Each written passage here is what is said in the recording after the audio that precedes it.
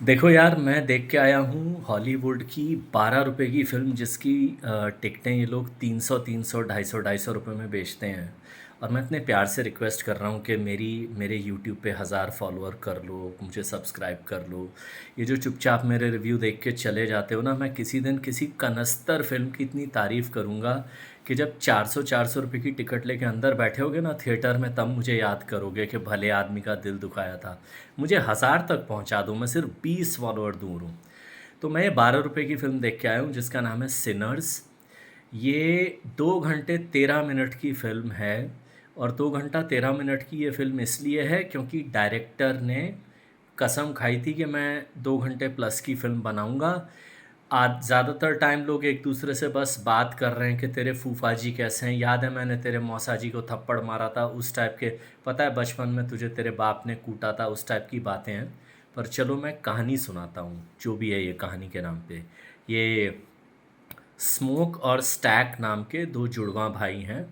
और ये मिलिट्री में काम कर चुके हैं, लेकिन फिर उन्होंने गैंग्स के लिए भी काम किया शिकागो में, और वो वहाँ से वो पैसा वैसा बना के, किसी का पैसा लूट लाट के ये आए हैं मिसिसिपी में, जहाँ पे ये एक गांव टाइप एरिया में, कस्बे टाइप एरिया में एक पब टाइप जॉइंट खोलेंगे, जिसका नाम रखते हैं क्लब जूक। और सारे लोगों को बुलाते हैं जल्दी जल्दी, अपने लिए बावर्ची, कौन म्यूज़िक बजाएगा, इन सब लोगों को इकट्ठा करते हैं। और उसी रात इस बार पर, इस पब पर, इस जॉइंट पर, जो भी आप बोलें, इस पर हमला होता है वैम्पायर्स का।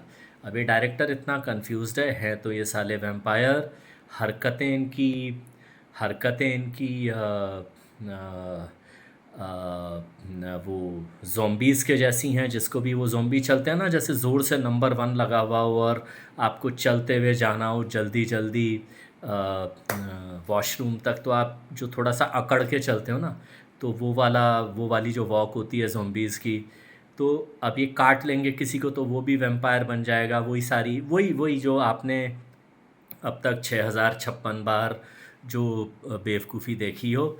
और वही सारी चीज़ें कि इस पे वैम्पायर पे अगर लहसुन का अचार फेंक दो तो वो डर के भाग जाता है। कभी कभी मुझे लगता है कि जो लहसुन का अचार बनाने वाली कंपनियां हैं ना, ये चुपचाप स्पॉन्सर करती हैं ऐसी फ़िल्मों को, कि ऐसी फ़िल्में बनेंगी, लोग डर के मारे खाने के लिए ना सही, क्योंकि मुंह से खुशबू आती है लहसुन की, तो खाने के लिए ना सही वैम्पायर भगाने के लिए हमारा अचार खरीदेंगे। मुझे ये भी डाउट है, किसी दिन इस पर सीआईए और सीबीआई को मिलकर रिसर्च करनी चाहिए। खैर, तो होता ही है कि जो इस तरह की फ़िल्मों में आमतौर पे होता है ना, कि पहले 15-20 लोगों की बारात होती है, उसमें से 15 18 19 लोग मर जाते हैं, और कोई एक ही बहुत ही बेस्ट क्वालिटी का बेशरम या मनहूस, वो एक अकेला ज़िंदा बचता है। तो यही लड़ाई झगड़े में एंड में ये दो लोग ही बचते हैं बस। एक स्मोक, और एक उसका वो कज़िन जिसे इन्हें गिटार बजाने के लिए रखते हैं, सैमी।